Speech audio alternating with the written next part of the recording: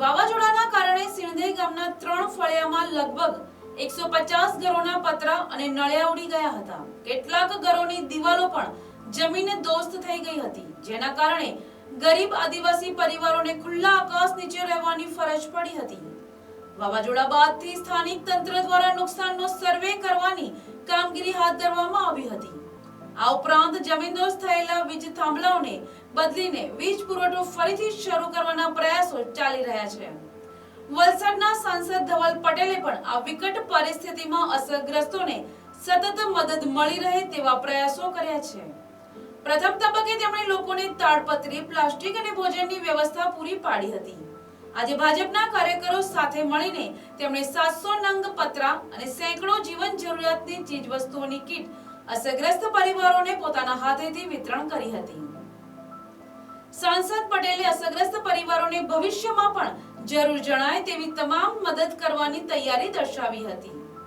તેમણે રાજ્યના મુખ્યમંત્રી, નાણામંત્રી અને કૃષિ મંત્રીને પત્ર લખીને વહેલામાં વહેલી તકે સહાય મળે તેવી માંગ પણ કરી છે।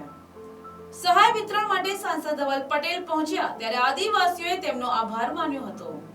3 દિવસ પહેલા અતિ ભારે વરસાદ જે પૂરા દક્ષિણ ગુજરાતમાં આવ્યો, એમાં ડાંગ જિલ્લો, નવસારી જિલ્લામાં વાંસદા અને ચીખલી અને વલસાડના કાંઠા વિસ્તારમાં તબાહી મચી। અને ખાસ કરીને જે વાંસદાનું અમારું સિંધાઈ ગામ છે, એમાં એક સાથે આટલા બધા ઘરોને જે નુકસાન પહોંચ્યું છે, એમના પશુઓને પણ હાનિ થઈ છે, એમના ખેતીમાં પણ હાનિ થઈ છે। એના માટે અમે એ જ દિવસથી અમારી ટીમ પૂરી અહીંયા રીતે કાર્યરત છે।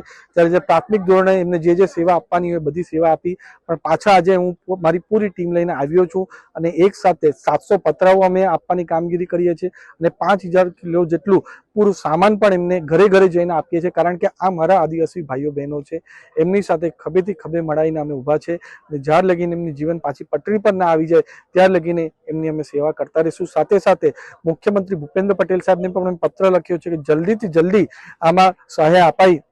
એમની સાથે ચર્ચા પણ થઈ છે। આવનાર 3 થી 4 કે 5 દિવસની અંદર જલ્દીથી જલ્દી એમની સહાય મળી જાય અને સાથે સાથે જે ખેતીમાં પણ નુકસાન થયું છે એની પણ ભરપાઈ જલ્દીથી થાય એના માટે પૂરો પ્રયાસ કરી રહ્યા છે। પણ આ દુઃખની ઘડીમાં મારા ભાઈઓ બહેનો સાથે હું હંમેશા હાજર રહીશ।